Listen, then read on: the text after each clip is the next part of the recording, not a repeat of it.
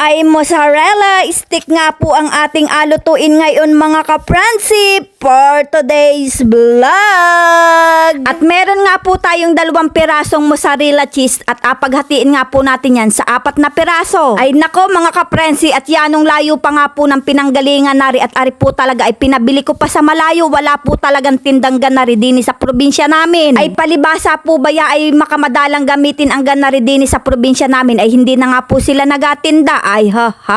At nagbati nga po tayo ng 2 pirasong itlog. At kailangan nga po natin dyan ng 1 cup na harina at nilagyan nga po natin ng kaunting asin at saka po ay paminta. At kailangan nga din po natin dyan ng breadcrumbs na pang-coating. At isawsaw na nga po natin sa itlog yung ating hiniwa-hiwang mozzarella. At i-coating naman po natin dito sa ating harina. At pagkatapos nga po nating isawsaw sa harina ay isawsaw nga po uli natin sa itlog. Pagkatapos naman po nating isawsaw sa binating itlog ay isawsaw naman po natin sa breadcrumbs. Ay isawsaw nga laan po natin ng makamaigi sa breadcrumbs. At pagkatapos nga po nating isawsaw sa breadcrumbs naman ay ibalik nga po uli natin sa binating itlog. Pagkatapos nga po uli nating isawsaw sa ating binating itlog ay ibalik nga po uli natin sa breadcrumbs. Ay i-coating nga po natin ng makamaigi dahil nga po ay last na nating isawsaw yan at baka nga po kayo ay masura na din sa akin.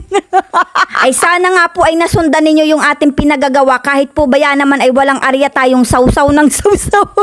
Ay kailangan nga po nating i-coating ng makamaigi yan para nga po ay walang lumabas na mozzarella cheese. Ay kailangan nga po mga kaprensi ay maayos ang pagkakagawa natin nito dahil nga po itong mozzarella cheese ay naku ay makamalayo pa ang pinagbilhan nito. At pagkatapos nga po nating i-coated yan ay ilagay nga po muna natin ng 1 oras yan sa freezer. At kailangan naman po natin dyan ng 2 kutsarang asukal, kaunting paminta, asin at saka po ay garlic powder. At naglagay nga din po tayo dyan ng 2 kutsarang paprika. At nilagyan nga din po natin yan ng half cup na mainit na mantika para nga ni po siya ay makamadaling matunaw. Magawa naman po tayo ng sausawan, nilagyan nga po natin ng 1 kutsarang tubig at saka po ay suka. At nilagyan nga din po natin ng 1 kutsarang asukal at kaunting asin. Ay ari nga po ay mayonnaise, tinimplahan nga lang po natin para nga ni po ay hindi malapo. At pagkalipas nga po ng 1 oras nating nilagay yan sa freezer ay pwede na nga po nating lutuin yan sa mainit na mantika. At ayan nga po mga kaprensi, at maganda nga po ang ating pagkakakoting dahil nga po ay hindi nalabas yung ano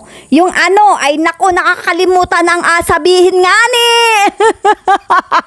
Ay hindi nga ni po lumabas yung ating mozzarella nung ating niluto sa mantika. At isawsaw na nga po natin dito sa tinimplahan natin kanina. O di ba ga, pulo sawsaw ang pinagagawa natin ngayon.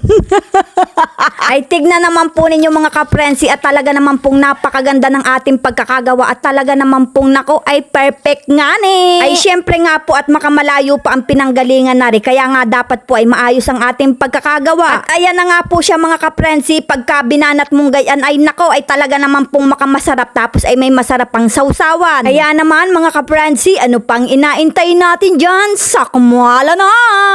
Ay iba-iba po talaga pagka mozzarella cheese ang nilagay, hindi po kagaya nung simpleng cheese lang yung ating alagay. At sulit nga po ang binyahe na ring mozzarella cheese na ari at nako ay talaga naman pong makamasarap. At ganyan nga po siya pagka binanat, talaga naman pong overload sa mozzarella cheese. Hanggang sa susunod na video mga kapransi, maraming salamat!